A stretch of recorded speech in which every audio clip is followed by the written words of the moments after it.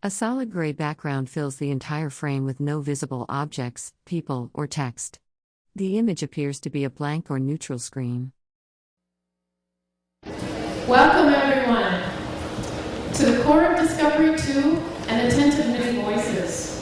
For those of you who are not familiar with our project, Core of Discovery 2 is a traveling exhibit. We are following the same time frame and path as Lewis and Clark did 200 years ago. We will be visiting communities along the Lewis and Clark Trail. Within our exhibit, we have many things to offer. Over here is our Exhibit 10, where you can take a 35-minute audio tour. We have our keel boat, and in the far grass area, we pay tribute to the Native American nations that Lewis and Clark encountered along their journey, with our TV and table set up. Also today, another bonus is that we have the International Tribal Games Society with us. That's people from various nations teaching about different traditional Native American games. So that's a good time over there as well. Just a few things to remind people of. There's no videotaping allowed in Attentive Many Voices, so please put videotapes away. Photography is okay. Today we have a special presentation, and I'm honored to announce Amy Mossett, who is a Mandan member of the 3 affiliated tribes of North Dakota. She's a national scholar, interpreter, and consultant on the life and legends of Sacagawea. She's been invited to the nation's capital on 4 occasions to honor and celebrate Sacagawea. In 2001, Amy accepted the military citation from President Bill Clinton, which conferred the status of the honorary sergeant on Sacagawea. In 2002, Amy was presented with the National Guard Bureau's Indian Award for her work with National Lewis and Clark Bicentennial Commission. In 2003, she was requested at Monticello's Foundation. She paid tribute to Sacagawea at the commencement of the National Lewis and Clark Bicentennial Commission at the home of President Thomas Jefferson in Virginia. Amy has been interviewed for numerous local, national, and international television and radio programs, as well as for national publications related to her works with Lewis and Clark, Sacagawea, and the Mandan and Hidatsa cultures. She was featured as a host of North Dakota's Prairie Public's, Lewis and Clark Pathways. She was the principal Native American advisor for the National Geographic's Lewis and Clark IMAX film, Great Journey West. And she was one of the only 3 nationally recognized scholars interviewed by the National Geographic magazine for her feature story on Sacagawea.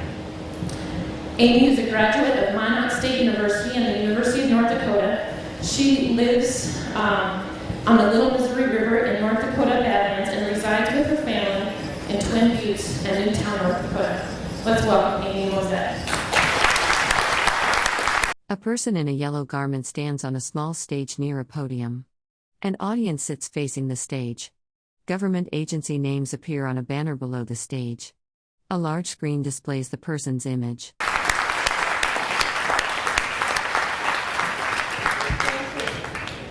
It's so good to be here with you all this afternoon, and I would particularly like to welcome all of the people descended from the tribes that Meriwether Lewis and William Clark encountered on their journey through all of our homelands. Especially the Kickapoo and the Shawnee and the people who were dominant in this area when Lewis and Clark traveled to this part of the world. My name is Gakui Nakabikish. That is what my Hidatsa family calls me. We are descended from Alajuka, the Hidatsa village on the south bank of the Knife River, in what is now the state of North Dakota. We live about 1 hour north of the Bismarck, or of the capital in Bismarck, North Dakota today. We lived in 3 earth lodge villages when Meriwether Lewis and William Clark arrived in our homelands in October of 1804. We had neighbors down the river, the Mandan, and the Mandan lived on each side of the Missouri River. One Mandan village on the west side, one on the east side, and Meriwether Lewis and William Clark and the Northwest Corps of Discovery built their winter A person with long braided dark hair stands against a light background, wearing a cream-colored shirt with beaded details on the chest and sleeves. I have relatives in that Mandan, in both of those Mandan villages, and my Mandan relatives called me the Osage. Mary Lewis and William Clark embarked from here, knowing that they were going to spend the winter with the Mandan in North Dakota. Of course, there was no North Dakota at the time, but Mary Lewis and William Clark ascended up this river in the fall, knowing that they were going to come to this place called North Dakota, and knowing that they were going to spend. A person stands against a plain gray background, wearing a tan/gold-colored dress with fringe trim and a striped cape or shawl across the shoulders. They wear a red neck scarf and long dark braided hair with silver earrings. The most severe months of the year in what is now North Dakota. They would be there from October of 1804 until April of 1805. And you might find it very difficult to believe, but Meriwether Lewis and William Clark came to that part of the country at that time of the year on purpose. It wasn't an accident. And I often wonder why now, people probably wonder, why would Lewis and Clark come to that part of the world? Well, we in the Miraza village always said, we think they came to that part of the country because of those Mandan women. I think some people were laughing, but that wasn't intended to be funny. But the Mandan women were agriculturalists. You know, you hear so much about Thomas Jefferson's vision for this place called the Louisiana Territory. He wanted Meriwether Lewis and William Clark to venture out into this land that had been purchased by the United States. He wanted them to settle this land, or to open it up for settlement. He wanted this land to be farmed.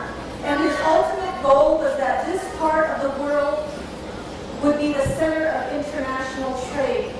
But when you look back at the Mandan women, they had been farming the land for hundreds of years before Meriwether Lewis, William Clark, or Thomas Jefferson were even born. The tribes on the northern plains were already engaged in international trade. They were trading with the British from Canada. They were trading with the French from Canada. They were trading with the French that were traveling up and down the Missouri River. And they were engaged in trade with other nations. The Lakota, the Arikara, the Assiniboine, the Crow, the tribes from what is now Canada. And when Meriwether Lewis arrived in our villages, our Earth Lodge villages, we lived in permanent homes. We lived in permanent log homes. They were called Earth Lodges. And when Meriwether Lewis and William Clark arrived in our villages, they would find items that had been traded into our villages, some things directly, other things indirectly, but items that had originated from as far south as the Gulf of Mexico, from as far east as the Great Lakes, from as far north as what is now northern Canada, and from as far west as the Pacific Northwest. This dentalium shell cake did not originate on the northern plains. It came from the northwest coast, and when Meriwether Lewis and William Clark arrived in our villages, it was items like this that they would find. But it wasn't the material things, and it wasn't all of the agricultural things that Meriwether Lewis and William Clark intended to obtain and acquire from us when they came to our villages. It was the information that was coming into our villages from the west. Information about the people. A person wearing a yellow dress with a beaded vest and fringe stands against a light blue background, looking downward. A wooden podium is visible to the left. Information about the land, the rivers, the falls, the animals.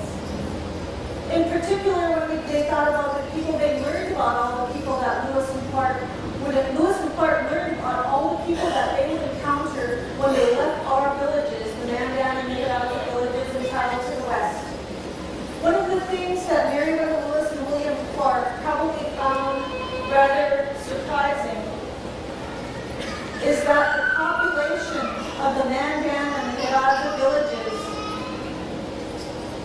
in those 5 villages combined exceeded the population of St. Louis. The population of our combined Mandan and Hidatsa villages 200 years ago exceeded the population of Washington City. The population of our villages was about the same as the number of people that gathered on January 18, 2003 on the lawn of Thomas Jefferson's home out there in Monticello on that cold Saturday morning and watched the kickoff of the 200th anniversary of the Lewis and Clark expedition. 4,500 people. We had the largest agricultural community anywhere on the west side of the Mississippi River. We were already living what people today call Jefferson's dream. But I didn't really want to talk so much about me and my village. I want to talk about a woman who lived in our village. A woman who today is the most celebrated woman in all of American history.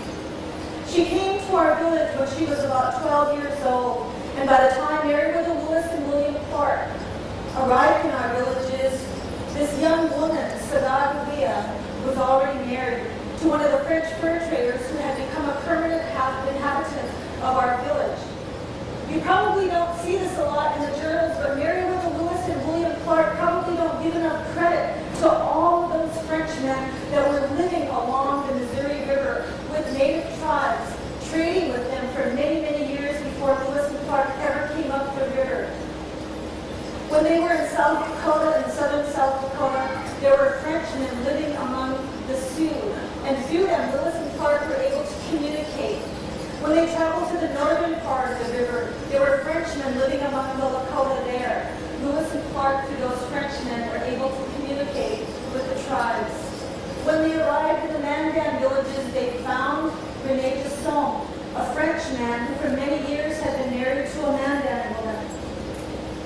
He would become their Mandan interpreter and help Meriwether Lewis communicate with the Mandan leaders, Black Cat on the east side of the river and White Coyote on the west side of the river between October and April. And as they traveled up the villages, they would meet Toussaint Charbonneau, another Frenchman who had come down from Canada, who was now living in our village. A person with long black hair wearing a tan-colored dress with a striped white and dark beaded yoke and red neckwrap stands against a plain light blue background, looking toward the camera. Married to 2 young Shoshone women. Now, what were Shoshone women doing in our village? They were captives. 200 years ago, that's what we did. We went to war, and one of the things that we did was take captives. But our captives were not made into slaves. Our captives were absorbed by our tribes. Because you see, by 200 years ago, the population of our people was already declining to the point that we were all related, and we needed to bring people in from other tribes to marry into our tribes, because you can't marry your relatives. The younger of Toussaint Charbonneau's wife, Sacagawea, was expecting her first child. And this little boy was born on February 11th of 1805, about 5 o'clock in the afternoon. They were now living at Fort Mandan. But you know, this little boy was not given a Hidatsa name. His mother had grown into womanhood in this Hidatsa village. She had been adopted into a Hidatsa clan. She had been given a Hidatsa name. But this little boy was not given a Hidatsa name. His mother was a Shoshone woman, but this little boy was not given a Shoshone name. This little boy was named after his French-Canadian grandfather, who was still living in Montreal, Canada, and he was called Jean Baptiste Charbonneau. And when this little boy was 55 days old, he joined his mother, a young Indian woman in her late teens, and he joined his father, a French-Canadian fur trader in his late 30s. They joined Meriwether Lewis and William Clark in their early 30s, and they embarked on one of the most incredible journeys ever undertaken by any American at that time. A journey that would forever change change the landscape of this entire nation. And why would they take this young woman? Meriwether Lewis and William Clark were so meticulous in seeking out only the right men for this expedition. They wanted men who were strong and hardy and not afraid that they might not return any time from this journey. They wanted men who were single, who did not have wives or children, that they would be afraid to leave at home. They did not want the sons of gentlemen that were not accustomed to difficult work. So why on earth would they take a teenage woman who had just given birth to a baby boy? Sacagawea was taken on this expedition not as a guide, but how many times have we seen her pointing west? In every image that you see. A person stands on a stage beside an American flag, wearing a tan/beige dress with fringe and a striped shoulder covering. They face slightly left, looking upward. Sacagawea is pointing west or leading the way. Sacagawea was taken on this expedition, and her purpose was to serve as an interpreter. Because while Meriwether Lewis and William Clark were in our village, they learned from the Hidatsa. The Hidatsa who traveled regularly to the west as far as the Continental Divide to fight against our enemies, because 200 years ago that is what we did. And our enemy at the time was the Shoshone tribe, living out far to the south and west of what is now Montana. The Blackfeet were also our enemy. The Crow were our allies. Sacagawea was taken to serve as an interpreter, because while Meriwether Lewis and William Clark were at our villages, we know that they learned that they would be crossing these very treacherous mountains, and if they did not have horses, there is no way that they were going to get across those mountains before winter. They needed to get horses from the Shoshone. They learned from the Mandan warriors who regularly traveled to the west that the Shoshone had some of the finest horses of any tribe anywhere out there on the plains. And they were told, if you're able to obtain those horses, that is the only way you will get yourself, your men, and all of your supplies over those mountains. And that was the reason Sacagawea went on this journey. It was to serve as an interpreter. And this is incredible. They left Fort Mandan on April 7th of 1805. They traveled all across the entire state of Montana.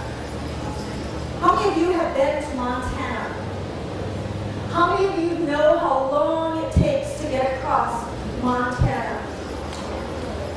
And that's driving on the interstate with radial tires. Think about their journey. It took them from April of 1805 until August. Months to get across Montana. But that's not the interesting part of this. What's very interesting is that during that entire journey across all of that land, they did not encounter one single Indian. Don't you ever wonder why? It was probably because this young woman was traveling with them. And by having Sacagawea and this young child traveling freely among them, it was very obvious that this was not a war party. This didn't appear to be a military expedition. They were traveling through Indian country. And it wasn't until August that Meriwether Lewis and William Clark finally arrived in Shoshone country, and Sacagawea was brought in to interpret in the Shoshone language to assist Meriwether Lewis and William Clark in obtaining those horses. A person in a tan leather garment with fringe and a striped collar stands gesturing with one hand raised. An American flag is visible to the left against a plain gray background. Why did they need her? They needed her because Toussaint Charbonneau, yes, he was an interpreter, but he only spoke the Siouan languages. He didn't know anything about the languages that you would encounter once you got halfway across Montana. All the languages, all the way up the river from here north, all the way into Mandan, Crow, Assiniboine country are all Siouan. When you get beyond the mountains, all of the languages differ. They're as different as Chinese and Russian. Toussaint Charbonneau would no longer be serving as an interpreter. They needed Sacagawea. And how did they communicate when they sat down and they talked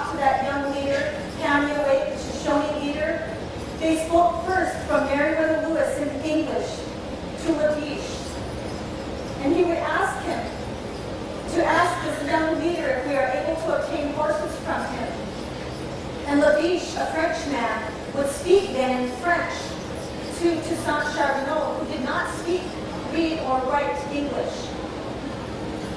And then in Hidatsa, Toussaint Charbonneau, who understood how to speak Siouan languages, he would speak in Hidatsa to Sacagawea, who had been living for 5 years among the Hidatsa. She spoke and understood our language. And he would tell his young wife, you need to ask this young man, your brother, for horses. He was speaking in a Siouan language, and then in turn, Sacagawea would turn to her brother, and they would speak in an Oto Aztecan language, completely different.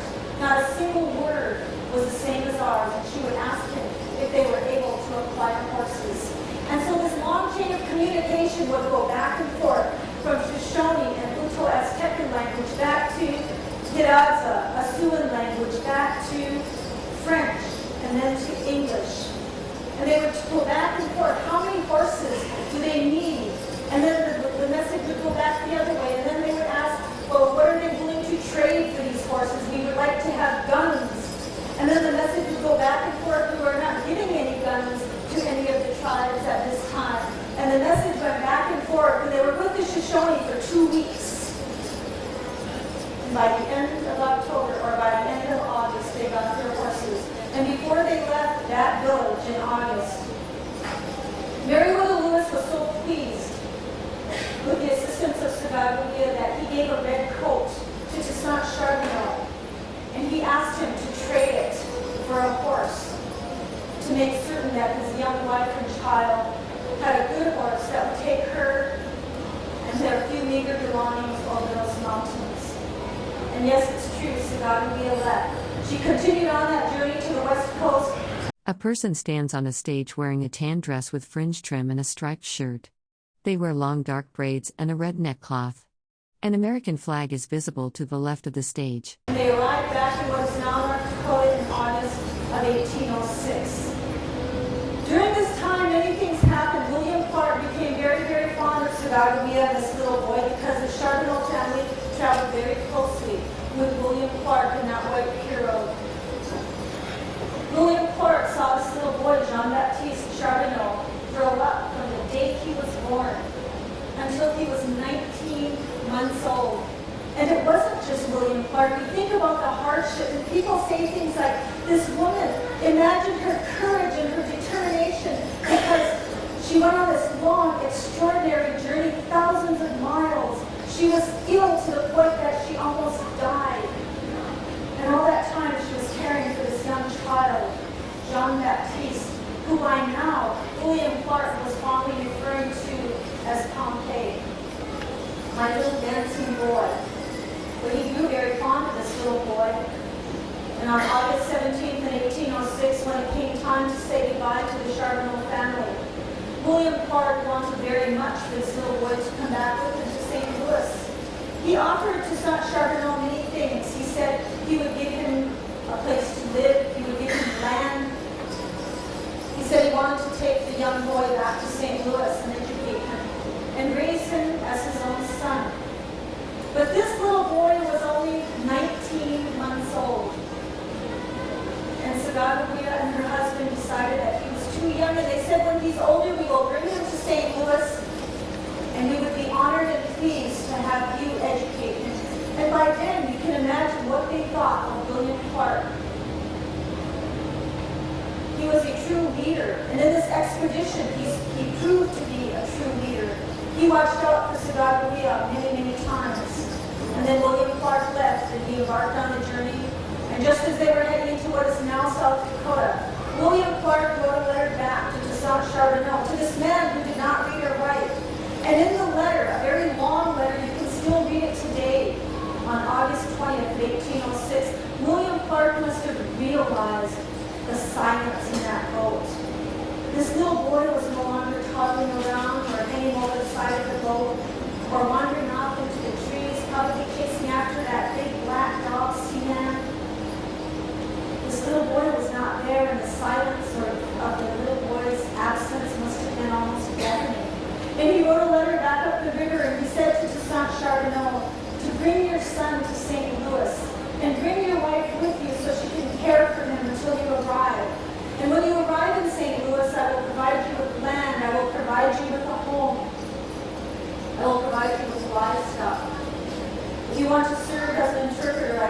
A person stands against a plain blue-gray background, wearing a tan-colored garment with a striped collar in black and white, and a red fabric accent at the neck. They have dark hair in a braid and wear a beaded item on their chest. Change that. If you wish to travel back to Montreal to visit your relatives, I will care for your family until you return. And he sent that letter up the river with one of the traders that were traveling up the Missouri to our villages. And I don't know if Sacagawea ever read that letter. I know she didn't read it. She did not read or write, but I don't know if anyone ever read that letter to her. But I know that somehow she did get that message because Sacagawea and her husband, Toussaint Charbonneau, and that little boy did make their way down the river in October of 1809. And in December of 1809, their son, Jean Baptiste Charbonneau, now 4.5 years old, was baptized near the Mississippi River by a Jesuit priest at a place called the Old Cathedral.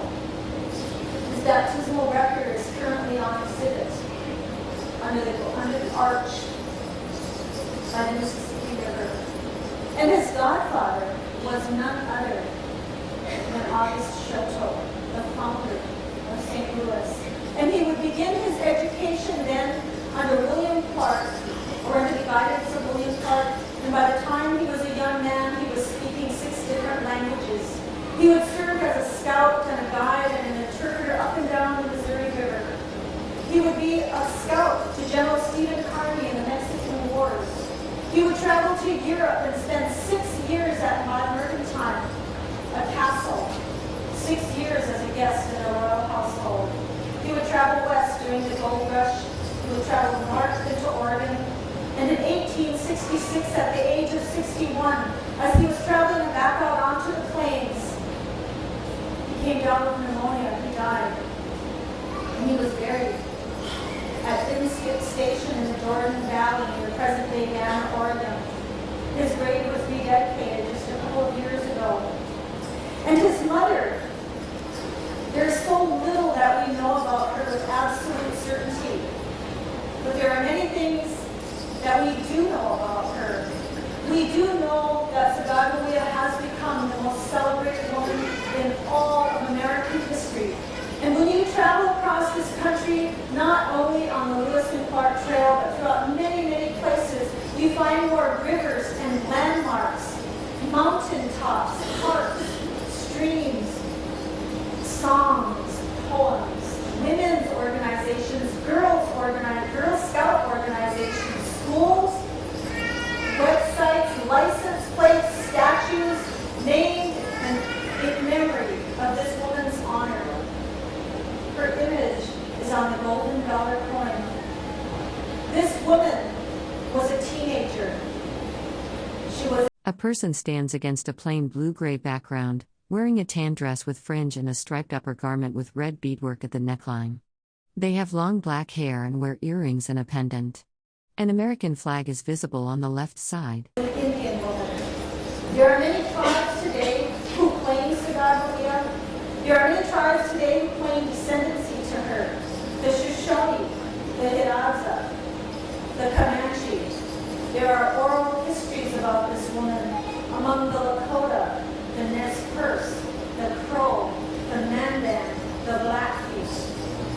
I am not a descendant of Sacagawea, but I am a descendant of Aladika, the Hidatsa village that she left in the fall of 1804 and returned to in the summer of 1806. My relatives knew Sacagawea. My relatives spoke with Sacagawea. My relatives walked to the garden with Sacagawea. They were there when Jean Baptiste was born.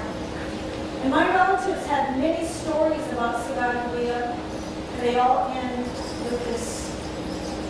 Sacagawea was a young girl when she came to our village, but she was a young woman when she left. And in the spring, when the ice broke up on the Missouri River, we knew that she would be leaving.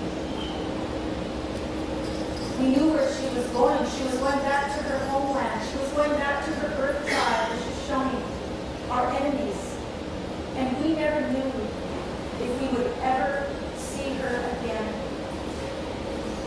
we do know that when she left our villages that spring, she took something with her that we had given her. It was something sacred. It was something very, very powerful. It was her very own, something that she would carry with her, not only to the end of her life, but into eternity. It would become part of her immortality. It was her name. We are the Awadika Daraza from the Ninth River Lodge villages, and we called her Bird Woman. Thank you very much.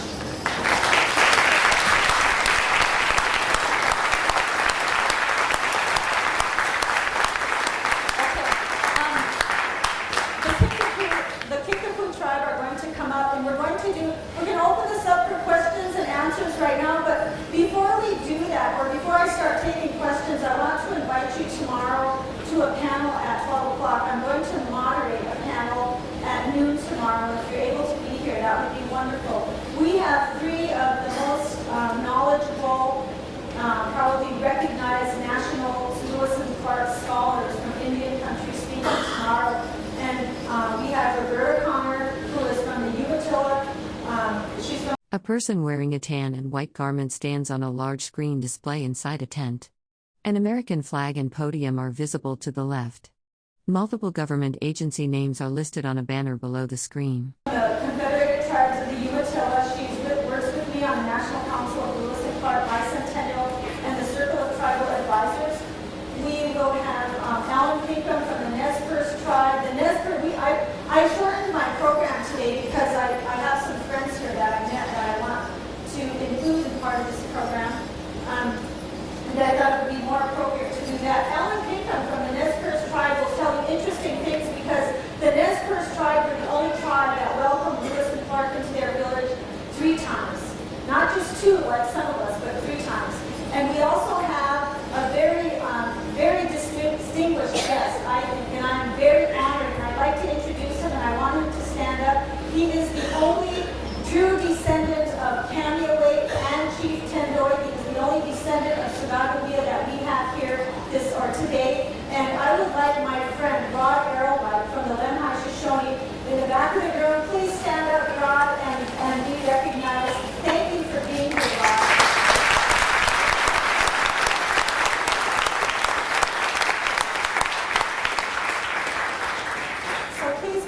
Tomorrow and hear what we have to say. Singers, I have a chair. We're going to introduce you here in just a bit. Let's have a couple of questions here. Anyone? Lots of questions about Sacagawea. We have about 4 different Sacagawea presentations this weekend. Do they actually know where she died or where she is buried? I think most scholars and most historians, and I believe most of the Lemhi Shoshone and most of us within the Oto tribe and the Lakota and South Dakota believe that she died in 1812 after giving birth to a little girl in the fall, probably around August. And 3 months later, A person in a yellow fringed garment stands at a wooden podium on a small stage. Another person wearing a hat and vest stands to the left. Audience members sit in the foreground beneath stage lights and a tent canopy.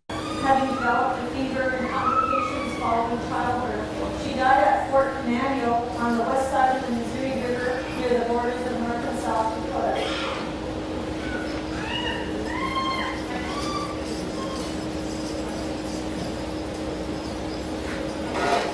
Did Jean Baptiste have any children?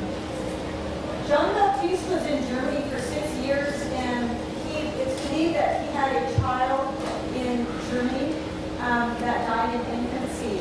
We don't know about any descendants. I don't know of any descendants that Jean Baptiste had here back in this country.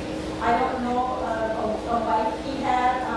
Rod might have a different story tomorrow, but I'm not aware of any descendants from Jean Baptiste or Mossett, who was Sagawaya's daughter.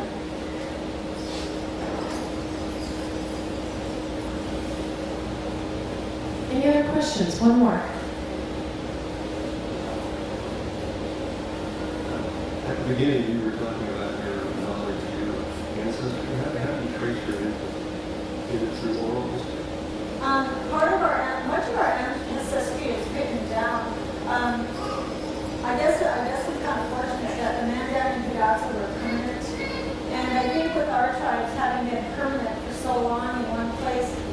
A person stands on a large screen wearing a yellow tan colored dress or robe with long dark hair. Below the screen, several people sit in chairs facing the projection, with one person wearing a red and blue jacket in the foreground. It wasn't as difficult to trace all of our heritage back, but I think if you ask any Native American person here today to tell you who all their ancestors are, going back many generations, they can tell you who they are. My mother's name is White June Berries. Her name is Selina Young Bear Mossett. Her father's name was Frank Young Bear. Frank Young Bear's father's name was Young Bear Nukfitsi Vidish, or Nukfitsi Aga. His mother's name was, or his father's name was Long Arm, and Long Arm's mother was Yellow, what was it? It was Yellow Woman. Yellow Woman was her name. And Yellow Woman lived in Awabika, the Hidatsa village. We trace our ancestry back to our relatives. A person wearing a tan colored fringed garment stands on a large stage with a blank projection screen behind them. Several people sit in the audience below. An American flag and another flag are visible on either side of the stage. Survived the 1837 smallpox epidemic. And I think that there were journals kept. There were journals kept from 1738 on, and those were the first time our history was being recorded in writing. And much of those, the 1738 journals, of course, were all written in French by La Vérendrye, who was in our homeland, and in many other places. So since that time, our history has been recorded. So we can find much information already recorded and recovered, and also through oral history. So it's a combination of both.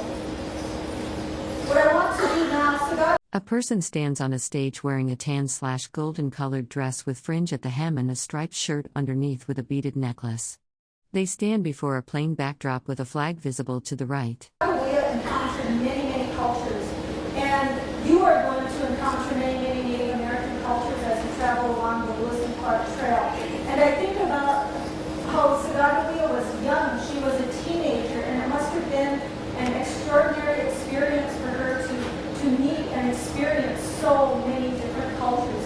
And I think for so many of us who have been working with the Lewis Clark Bicentennial for this long, one of the greatest rewards is to meet not only the planners in this Lewis Clark Bicentennial, but to meet the Native American descendants of all of those people that Lewis and Clark encountered when they traveled throughout our homelands. That has been the greatest joy for me. The people that are here, the homeland tribes here in Illinois, are the Shawnee, and we just met the Shawnee Nation last July. Great picture. My friend from the Shawnee Nation has done an incredible job working with Tom Wonderly and Dale Chapman, bringing the Shawnee back. Throughout the rest of this bicentennial, you will see so many tribes coming back to their homelands. And this morning we were in St. Charles for that event. A person in a yellow fringed dress stands on a stage next to a banner with an American flag. Several people sit in the foreground facing the stage. Text on the banner references U.S. government departments. The flag song was sung by the whistling wing singers of the Kickapoo tribe of Kansas, who were removed after the Lewis and Clark expedition. And it's such an honor for me to meet the people from the Kickapoo tribe. And I'm giving the rest of my time to the Kickapoo because this is their homeland. This is not my homeland.